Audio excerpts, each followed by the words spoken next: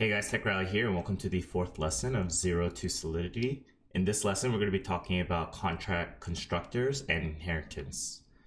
A constructor is an optional function declared with the constructor keyword, which is executed upon contract creation, and where you can run contract initialization code.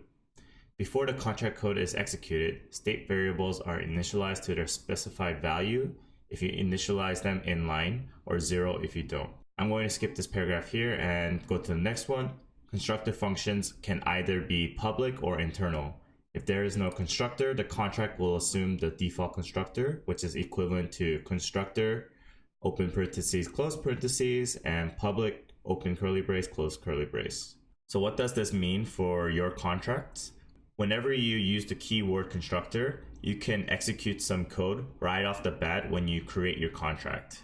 Let's go back to the Remix IDE and create a sample contract.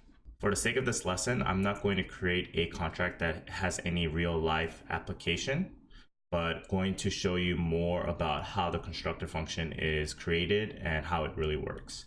So the first thing I'm going to do is create the contract name, and I'll call it first.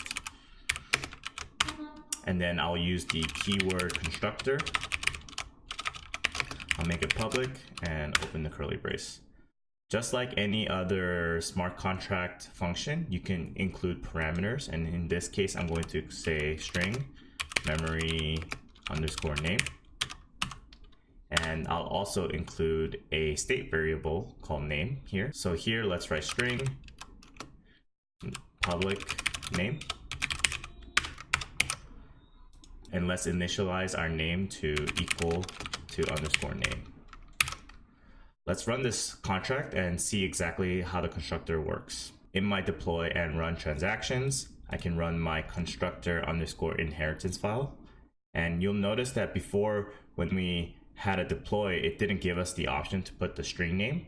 But now that we created the constructor function, we have the ability to initialize this contract with a name. So here I could write Alex. And when I deploy it and look at the contract, I can click name. And now you see that the state variable of name is equal to Alex. So constructors are relatively simple. It's a great way to initialize your contract with certain key parameters without having to call a bunch of functions in the beginning. And you can really expand on this constructor by including additional parameters if needed, depending on the type of contract that you're making. So you could even do uint, underscore age, and then kind of more or less do the same thing that we've done before, or we could just say age equals underscore age. You could really expand on this as well by just taking in a bunch of different parameters here, and we can create a struct called human. We'll say the string of name, a uint of age. We can remove these two. I can erase them. And now instead of setting these to these unknown states here, we can say human memory new human equals human name underscore name age underscore age, and then call it here. There's a lot of ways that you could perform actions inside of your constructor. How you decide to do that is really up to you. For the sake of this tutorial, let's keep it consistent again, and we'll just say string public name, and then uint public age. We'll remove this struct here, and we'll set this back to name equals underscore name, age equals underscore age, and we'll get rid of that. We'll redeploy our contract here now with Alex and 30 and deploy. You'll see the age is 30 and the name is Alex. Perfect. The next thing I want to talk about is inheritance. So what is inheritance? Solidity supports multiple inheritance, including polymorphism. I'm going to skip this part here. When a contract inherits from other contracts, only a single contract is created on the blockchain, and the code from all the base contracts is compiled into the created contract. This means that internal calls to functions of base contracts also just use internal function calls. We'll use jump and not a message call. The general inheritance system is very similar to Python's, especially concerning multiple inheritance, but there are also some differences. So simply put, inheritance allows a contract to inherit from other contracts, whether that be the functionality or the state variable accessibility. Let's look at that example that I used from the constructor to create a base contract and have the original contract inherit from it. I'm going to create a simple base contract above the contract first and I call it base. And here I'm going to create a state variable called value and initialize it with 1. I think this might be the first time I've shown it this way, but what this line really means is that we're creating a public variable called value of integer type and giving it a default value of 1.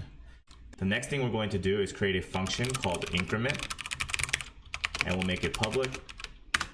And what we'll do here is just increase the value by 1.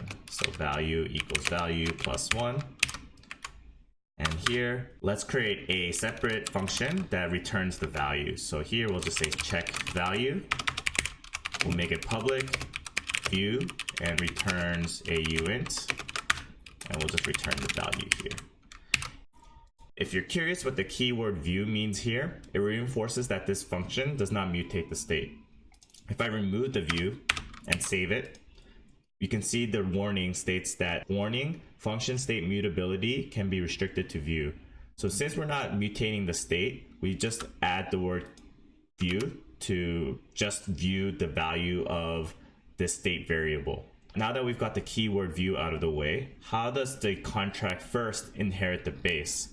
It's as simple as just writing the keyword is and referring to the contract that you want to inherit from, base. Awesome. So let's deploy our contract. So I'm going to remove the original contract here. And you're going to notice that we're going to have two contracts here, one that refers to the base and one that refers to the first. Let's look at the base one really quickly. I deploy that. We can see the value is 1. We could check value. We can increment it and then check the value again, and you'll see that the value increases by 1. Let's remove this contract and now deploy the first contract, and we'll initialize it with Alex and 35. Deploy.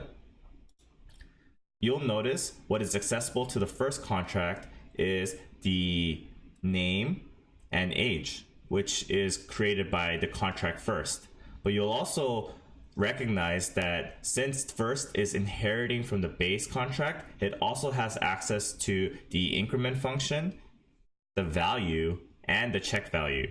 This inheritance model allows the first contract to inherit all of the functionality from the base contract. So I can still write name and gives me Alex, gives me age, it'll be 35.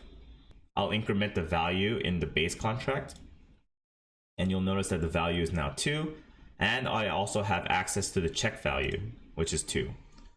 This is a very simple contract interaction between the first and the base contract, and I hope it cleared up some questions that you might possibly have regarding the is keyword and how constructors work in a contract. Originally in this lesson, I wanted to talk about visibility and getters, but without talking about inheritance and constructors, I thought that it would be a little bit more difficult to explain those concepts. With that being said, I'll see you in the next lesson. If you have any questions, leave them in the comments below, and I'll talk to you then.